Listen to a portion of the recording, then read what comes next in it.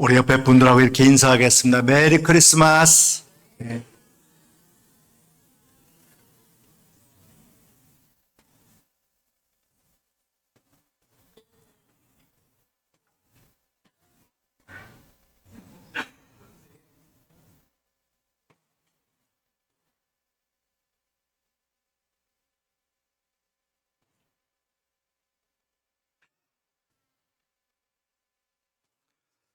우리가 살면서 가장 듣고 싶은 그런 빅뉴스가 뭘까요? 아마도 대부분은 뜻하지 않는 돈이 생겼다는 소식, 아니면 자녀가 취직하거나 결혼했다는 소식일 겁니다. 하지만 세상은 그 어떤 소식보다 더 메가톤급으로 기쁜 소식, 카란 메가른, 즉 큰 기쁨의 소식이 있다고 성경에서는 선언하고 있습니다. 그것이 바로 아기 예수님의 탄생 소식이에요. 오늘 우리는 이 세상에서 가장 크고 가장 기쁘고 가장 좋은 소식, 이 영원한 복음이 왜 우리의 마음을 깊이 감동시키는지 함께 나누려고 합니다. 우리 주님은 오늘 이 자리에서 여러분의 마음에 참된 평안과 기쁨이 가득하기를 원하십니다. 오늘 저희가 읽은 본문은 예수님의 탄생 이야기 중에서도 누가복음에 기록된 내용이에요. 복음서를 기록한 네 분의 작가들은 각자 다른 대상과 관심사를 가지고 예수님에 대한 이야기를 전합니다. 마태복음은 유대인 출신의 기독교인들을 위해서 쓰였기 때문에 예수님을 유대인의 왕으로 구세주로 강조해요. 그래서 마태복음의 성탄절 이야기에는 동방의 박사들, 즉 페르시아에서 별을 보고 찾아온 학자들이 등장합니다. 그들은 신기한 우주의 현상에 호기심을 느끼고 예수님을 가장 먼저 만났지만 그 만남이 그들을 변화시키지 못했고 그저 잠시 스쳐 지나갔을 뿐이에요. 그러나 누가복음은 다릅니다. 누가복음은 이방 지역에 흩어져 있는 이방인들과 기독교인들을 위해서 쓰였어요. 특히 누가는 가난하고 소외된 이웃들에 대한 관심이 많았어요. 그래서 누가는 동방 박사들과 같은 잘난 사람들의 이야기는 쓰고 싶지 않았어요. 누가가 바라본 첫 번째 크리스마스는 화려함과는 거리가 멀어요.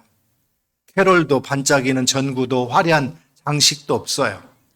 요셉과 만삭의 마리아는 빈방을 찾아 헤맸지만 이 땅에서는 예수님이 오시는 날 방 한 칸을 비워주는 사람이 없었어요. 거절당하고 거부당하고 결국 냄새나고 지저분한 마구간에 겨우 들어가서 아기를 낳았습니다. 아기를 누울 곳도 없어가지고 말여물통인 구유에 강보에 싸서 누웠습니다. 이것이 첫 성탄절에 조용하고 또 다소 비참해 보이는 풍경이에요. 그러나 하나님께서는 이 처량한 풍경을 그냥 두고 보시지 않으셨습니다. 하나님은 동방박사 대신에 밤에 밖에서 양떼를 지키던 목자들에게 천사를 보냈어요.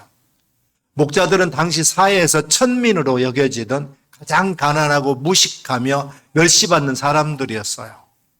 그 지역의 목자들이 밤에 밖에서 양떼를 지키고 있었습니다.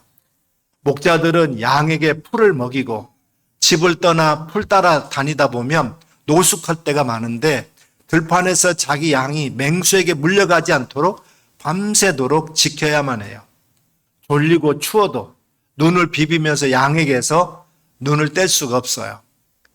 예수님의 탄생 소식은 전혀 예상하지도 못했던 가장 낮은 곳에서 묵묵하게 자기를 하던 이들에게 가장 먼저 전해졌어요. 이들에게 천사가 전한 메시지가 바로 오늘 본문입니다. 10절에 보니까 무서워하지 말라. 내가 온 백성에 미칠 큰 기쁨의 좋은 소식을 너희에게 전하노라 그랬어요. 이 소식은 구주 곧 그리스도 주가 나셨다는 거고 그분은 가장 낮은 구유에 누워있는 아기라는 표적을 가지셨습니다. 이 큰 기쁨의 좋은 소식인 예수님의 탄생은 하나님께서 스스로 낮아지셔서 죄인된 우리를 구원하시고 우리와 동행하시고 영원한 평화를 주시는 세상에서 유래를 찾아볼 수 없는 신의 사랑을 보여주는 사건이에요. 우리 주님은 이 사랑의 복음이 온 백성에게 전해지기를 간절히 원하고 계십니다. 이 세상에서 가장 큰 기쁨의 좋은 소식이 무엇입니까? 남편이 직장에서 승진했다는 소식입니까? 아니면 우리 자녀들이 명문대학에 입학했다는 소식입니까? 아니면 월급이 올라갔다는 소식입니까? 아니면 한국의 그 선수들이 월드컵 4강에 들어갔다는 소식일까요? 그런 소식들은 모두 일시적인 기쁨을 주는 소식일 뿐이에요. 우리 삶에 있어서 근원적인 기쁨을 주는 그런 소식은 아니에요. 그러나 우리를 위하여 구주가 태어나셨다는 소식은 다릅니다. 하나님으로부터 기름을 받고 세상 죄를 지신 메시아, 즉 그리스도께서 오셨다는 소식은 세상의 기쁨과 비길 수가 없어요. 만일 주께서 이 땅에 오셔서 우리 인생의 주인이 되신다는 소식은 참으로 좋은 소식입니다. 예수님의 탄생이 온 백성에 미칠 큰 기쁨의 좋은 소식은 첫 번째 이유는 그가 자기 백성을 그들의 죄에서 구원할 자이시기 때문이에요. 예수님은 우리를 죄와 사망의 굴레로부터 해방시키기 위해서 오신 구원자, 곧 구세주이십니다. 우리가 왜 구원자가 필요합니까? 성경은 인간이 아담과 하와의 범죄 후에 모두 죄인이 되었다 그랬어요. 이 죄로 인해서 사망이 이 세상에 들어왔다고 선언하고 있어요. 우리는 온 천하보다 더 큰 가치 있는 그런 영혼을 가지고 태어났습니다. 죄의 노예가 되어서 그러나 가치 없는 삶을 살아가고 있었어요. 우리는 미움과 증오심으로 서로에게 상처를 주면서 영혼을 죽이고는 있지 않습니까? 이 죄의 문제를 해결하기 위해서는 반드시 죄 없는 사람이 우리의 죄를 대신해야만 해요. 세례 요한처럼 기적적으로 태어난 사람이라 할지라도 그는 아담의 자손이기 때문에 죄의 유전자를 가지고 태어난 죄인이에요. 똑같은 죄인이 다른 죄인을 구원할 수가 없어요. 바로 이 이유 때문에 하나님은 상상을 초월하는 놀라운 일을 행하셨습니다. 하나님의 아들이신 예수님께서 처녀 마리아의 몸을 통해 태어나셔서 죄에 오염되지 않는 죄 없는 사람이 되신 거예요. 이 사실이야말로 죄와 죽음의 노예로 살아가는 우리에게 전해진 가장 크고 가장 기쁜 소식이에요. 예수님의 십자가에 피 흘려 단 한 번 죽으심으로 믿는 모두를 죄사함 받고 구원받게 하셨습니다. 이 구원을 통해서 우리는 죽음의 두려움에서 완전히 자유를 누릴 수 있게 된 거예요. 브라질의 휴마이타라는 아주 특별한 교도소가 있어요. 20년 전에 브라질 정부는 이 교도소 운영을 2명의 그리스도인들에게 맡겼습니다. 이들은 기독교 정신을 바탕으로 두고 교도소를 운영했고 놀랍게도 대부분의 업무를 수감자들이 직접 행할 정도로 변화가 일어났어요. 이 교도소를 방문했던 척 홀스는 그저 죄수들이 모두 평온해 보였고 웃고 있었다고 보고했습니다. 그를 안냈던 살인죄 수감자는 그를 예전에 죄수를 고문하던 작은 독방으로 인도했어요. 그리고 말하기를 지금은 단지 이제 한 사람만 이곳에 갇혀 있습니다. 그랬어요. 그 육중한 독방의 문을 열었을 때 그 안에 갇혀 있던 유일한 죄수는 수감자들이 조각해 놓은 십자가에 달려있는 예수님이셨습니다.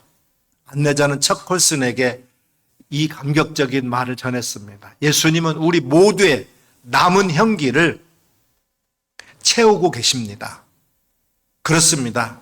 휴마이타의 수감자들은 자신들의 모든 죄와 형벌을 예수님께서 대신 짊어지셨다는 것을 믿기 시작했고 그 믿음이 그들을 완전히 새로운 사람으로 변화시켰던 거예요. 성탄절은 바로 이런 놀라운 진리, 즉 의로우신 예수님이 죄인 취급을 받음으로써 죄인인 우리를 의롭게 하시기 위해서 오신 거예요. 이 사실이야말로 우리에게 영원한 자유를 선사하는 가장 큰 기쁨의 소식인 줄 믿습니다. 우리 주님은 우리가 죄와 죽음의 멍에에서 벗어나서 참 자유인으로 살기를 원하고 있어요. 임마누엘, 우리를 찾아오신 하나님의 위대한 겸손입니다. 예수님의 탄생이 큰 기쁨의 좋은 소식이 되는 두 번째 이유는 그분이 바로 임마누엘, 즉 하나님이 우리와 함께 계신다고 하는 뜻이에요. 예수님은 세상 끝날까지 우리와 항상 함께 계시기 위해서 이 땅에 오셨어요. 우리를 향한 하나님의 사랑은 그저 멀리 지켜보는 사랑이 아니에요. 전지전능하신 하나님께서 스스로 낮고 낮아지셔서 연약한 인간이 되셨습니다. 이것은 요한복음의 표현처럼 말씀이 육신이 되신 사건이에요. 그분은 그저 사람으로만 오셔도 이미 엄청나게 낮아지신 것인데 그 중에서도 더 낮아질 수 없을 만큼 가장 낮은 곳에 임하셨다 그랬어요. 예수님은 왕 중의 왕이시지만 방한칸도 없는 저 마구간 말 영을 통해 누셨습니다. 그리고 이 소식은 왕궁이나 부잣집에 전해진 것이 아니라 밤새 추위와 맹수로부터 양떼를 지키던 가장 비천한 목자들에게 가장 먼저 이 가장 큰 기쁨의 소식이 전해진 거예요. 왜 이렇게 낮아지셨을까요? 그것은 세상에 어떤 사람도 예수님을 만날 때 두려워하지 않도록 보잘것없는 평범한 사람들의 구세주가 되기 위해서 오신 줄 믿습니다. 예수님은 슈퍼히어로처럼 위에서 군림하시는 분이 아니라 친히 세리와 창녀들을 찾아가시고 불결하게 여겼던 나병 환자들을 만지시고 고쳐주셨어요. 유대인들이 혐오하던 사마리아 지역에 찾아가서 생수를 알려주셨습니다. 이는 하나님께서 죄인된 우리를 향한 입장의 동일함을 보여주신 거예요. 신영복 선생님이 이런 말을 했어요. 애정보다는 실천적 연대보다는 입장의 동일함이 중요합니다 그랬어요. 성탄은 하나님께서 우리의 연약함의 입장을 헤아리셔서 우리와 똑같이 되어주신 하나님의 사랑의 결정판입니다. 로마 제국이 세계를 지배할 때 이래요. 황제가 세계 전 지역에 흩어진 군인들에게 밀명이나 작전 지시를 전달해야 될 때 큰 고민이 생겼습니다. 만약에 이 비밀이 누설될까 염려되었던 거예요. 그래서 황제는 아주 교묘한 방법을 생각해냈습니다. 그것은 노예의 머리를 모두 깎은 후에 그 두피에다가 황제의 밀명을 문신으로 새기는 거였어요. 그리고 머리가 어느 정도 자라면 그 노예를 전쟁터에 있는 장군에게 보냈습니다. 장군은 노예가 도착하면 다시 머리를 깎아서 황제의 명령을 받았습니다. 왕의 말씀이 누설되지 않게 하기 위해서였던 거예요. 당시 군인들은 그 노예가 오면 이렇게 말했다라는 거예요. 황제의 말씀이 오신다. 그러면서 노예를 영접했다라는 거예요. 요한복음은 태초의 말씀이 곧 하나님이시고 이 말씀이 사람이 되셨다라고 선언하고 있습니다. 성자 하나님, 만왕의 왕이신 그분이 노예처럼 혹은 말씀 그 자체가 되셔서 이 땅에 오셨다 그랬어요. 왜 이렇게 하셨습니까? 지극히 높으신 분이 스스로 낮아지심으로 지극히 낮고 천한 우리를 하늘까지 높이시기 위해서예요. 우리 주님 오늘도 세상 끝날까지 우리와 항상 함께 하시리라 약속하십니다. 우리가 두려워하거나 근심할 필요가 없어요. 우리의 삶이 아무리 낮고 천한 마구간 같을지라도 그것에 임마누엘의 주님이 함께 계시고 우리를 보호하시고 인도해 주시기 때문입니다. 가장 낮은 곳에서 우리에게 영원한 평화를 주십니다. 예수님의 탄생이 큰 기쁨의 좋은 소식인 세 번째 이유는 그분이 이 땅에 평화를 주시려고 오셨기 때문이에요. 천군 천사들이 찬송하며 외쳤던 메시지처럼 지극히 높은 곳에서는 하나님께 영광이고 땅에서는 하나님이 기뻐하시는 사람들 중에 평화로다. 예수님이 이사야의 예언처럼 이 평강의 왕이세요. 오늘 지구촌 곳곳에는 여전히 전쟁이 계속되고 있습니다. 우크라이나와 러시아 군인들은 성탄절에도 서로를 죽이면서 전쟁을 하고 있어요. 이들에게 가장 큰 기쁨의 소식은 전쟁이 끝나고 평화가 왔다는 그런 소식일 거예요. 예수님이 우리에게 주시려고 하는 평화는 세상이 주는 것과는 다릅니다. 세상의 평화는 환경이 바뀌어야 오는 거지만 예수님이 주시는 평화는 세상이 줄 수 없는 영적인 평화예요. 이는 우리의 영혼 가장 깊숙한 것에서부터 누리는 샬롬입니다. 우리는 살면서 여전히 몸이 아프고 또 살기 힘들고 자녀들 문제 등 바뀌는 것이 없을 수 있어요. 그럼에도 불구하고 성도는 평안을 누릴 수가 있어요. 그 이유는 믿는 우리들의 생각이 달라져서 고난처럼 하나님이 주시는 단련이라, 고난조차도 하나님이 주시는 단련이라 생각하고 또 훗날에 천국에서 영생을 누릴 것을 소망하기 때문에 그래요. 지금 우리가 겪는 고난은 훗날 천국의 영광에 비할 수 없다는 사실을 알기 때문입니다. 우리가 이 평화를 누리기 위해서는 영의 사람이 되어야 돼요. 영의 사람은 성령의 도움을 구하고 세상적인 욕심이나 미움 그리고 죽음에 대한 두려움에서 자유할 수 있습니다.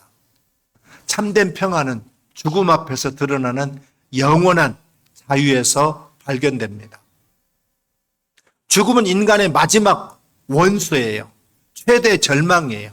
우리 성도에게 죽음은 끝이 아니라 그러나 주님과 함께하는 천국에 들어간 약속이기 때문에 승리의 찬가를 우리는 불러야 됩니다. 고 김한란 박사님은 이화여대 총장을 지낸 분인데 그가 죽음을 앞두고 주위 사람들에게 이렇게 당부해서 내가 죽거들랑 슬픈 조가를 부르지 말고 힘찬 승리의 행진가를 불러달라 그랬어요. 참된 평화를 누리는 성도는 죽음을 두려워하지 않습니다. 우리 어머니, 아버지 되신 앞서가신 성도들도 죽음을 앞두고 두려움 없이 믿음을 고백했어요. 그들은 내가 먼저 가서 기다릴 테니 훗날 천국에서 만나자 말할 수 없는 평화를 누렸던 것입니다.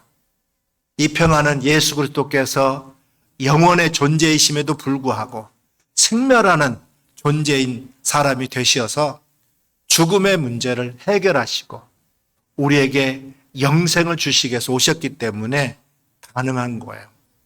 성탄절은 죽음의 공포 때문에 평생 종로로 다는 인생들을 해방시켜서 영생을 얻게 해주신 날이에요. 사람이 한 번 죽는 것은 정해진 일입니다. 그리고 그 후에는 심판이 있다 그랬어요. 사람은 생멸하는 존재입니다. 남자도 여자도 죽고 부자도 가난한 자도 죽고 권세자도 천한 자도 다 죽어요. 예수님이 이 죽음의 문제를 해결하기 위해서 오셨습니다. 요한복음 3장 16절 말씀에 보면 하나님이 세상을 이처럼 사랑하사 독생자를 주셨으니 이는 그를 믿는 자마다 멸망하지 않고 영생을 얻게 하려 하심이라 그랬어요. 예수님은 믿는 자마다 영생을 얻게 된다 그랬어요. 예수님을 믿는 자마다 예수님과 더불어 영생을 누리게 됩니다. 그러므로 구주가 나신 일이 가장 큰 기쁨의 좋은 소식이라는 거예요. 옛날 전쟁이 수행되는 동안에는 정보를 수집하는 소대원들과 함께 이곳 저곳을 뛰어다니면서 그 전세를 이제 분석하고 보고하는 병사가 있었습니다. 한 번은 이 병사가 정보를 수집을 마친 후에 지휘관에게 상황 보고를 하게 되었어요. 그래 지금 전투 상황이 어떻게 돌아가고 있는가? 이 병사는 타고난 낙천주의자였어요. 그렇기 때문에 이렇게 힘차게 대답했습니다. 각하, 우리는 사방 어느 곳으로도 공격할 수 있게 되었습니다. 지금 우리는 적으로부터 다 포위되었습니다. 이 병사는 희망의 사람이었어요. 적으로부터 완전히 포위된 것을 패배와 절망과 죽음의 신으로 보지 않고 그래서 두려움에 가득 찬 채 비관적인 보고를 하지 않았습니다. 그 대신에 지금 적으로부터 포위되어 있다 할지라도 오히려 동서남북 어느 곳으로도 공격할 수 있는 절호의 찬스가 왔다라고 보고했던 거죠. 예수님의 탄생을 기다리는 우리 모두도 이와 같은 희망의 자세를 가져야 됩니다. 예수님은 세상의 희망으로 이 땅에 오셨어요. 예수님은 베들레헴 마구간에 오셔서 희망의 씨앗이 되었습니다. 이 희망의 씨앗이 심겨지는 곳마다 거대한 천국의 나무가 되고 영생의 열매들이 주렁주렁 맺게 될 줄로 믿습니다. 미국의 보스턴에 있었던 실화가 있습니다. 시 당국에서 성탄절을 맞이해가지고 시청 앞에다가 아주 예수님의 탄생 장면을 재현해 놓았습니다. 구유에 누워있는 예수님을 중심으로 요셉과 마리아 목자 그리고 동방 박사들이 절하는 장면을 재현해 놓았습니다. 시민들은 예수님의 탄생 장면을 보면서 성탄절 축제를 즐겼던 것입니다. 그런데 누군가가 아기 예수님을 훔쳐가 버렸어요. 그래서 예수님의 탄생 장면에 예수님이 없어요. 그러자 시당국에서는 라디오와 TV를 통해서 계속 방송을 합니다. 아기 예수님이 없어졌습니다. 가지고 계신 분은 다시 제자리에다 갖다 놓으시기 바랍니다. 계속 방송을 했어요. 예수님이 계시지 않는 성탄절은 의미가 없어요. 예수님이 계시지 않는 인생도 의미가 없습니다. 예수님이 계시지 않는 신앙도 의미가 없어요. 예수님이 계셔야 뜻깊은 성탄절이 되는 것입니다. 예수님이 계셔야 뜻깊은 인생이 되는 거예요. 예수님이 계셔야 뜻깊은 신앙이 되는 것입니다. 예수님의 오심은 좋은 소식이에요. 기쁨의 좋은 소식입니다. 큰 기쁨의 좋은 소식이에요. 빅뉴스입니다. 특종 중에 특종이에요. 평화의 왕이신 예수님을 구주로 모시고 살 때 우리는 심신의 평화, 가정의 평화, 인생의 평화를 누릴 수 있는 복 있는 사람이 되는 거예요. 우리 주님은 우리가 세상에 줄 수 없는 이 참된 샬롬을 누리면서 살기를 원하십니다. 사랑하는 우림 가족 여러분, 예수님의 오심은 죄와 죽음의 노예였던 우리에게 영원한 자유를 주시고 가장 낮은 곳에서까지 찾아오셔서 우리와 동행하시고 세상에 줄 수 없는 깊은 평안을 선물로 주시는 온 백성에 미칠 큰 기쁨의 좋은 소식입니다. 이제 우리는 아기 예수님을 맞이하기 위해서 우리의 마음을 준비해야 됩니다. 여관 주인이 돈 버는 욕심 때문에 만삭의 마리아에게 빈방을 내주지 않은 후에 후회했던 것처럼 우리도 세상의 염려와 욕심으로 마음을 가득 채워두어서는 안 됩니다. 우리의 손을 비우고 우리의 마음을 비워서 예수 그리스도는 최고의 선물을 받을 수 있는 빈방을 준비하시기를 주님의 이름으로 축원합니다. 내가 뭔가를 가지고 있는 한 우리 선물을 준다 하더라도 받을 수가 없어요. 오늘 우리가 내려놓아야 됩니다. 우리 삶 속에서 큰 기쁨의 좋은 소식을 전하는 가치 있는 삶, 예수님을 닮아가는 삶을 살기로 결단하는 저와 여러분 다 되시기를 주님의 이름으로 축원합니다. 기도하겠습니다.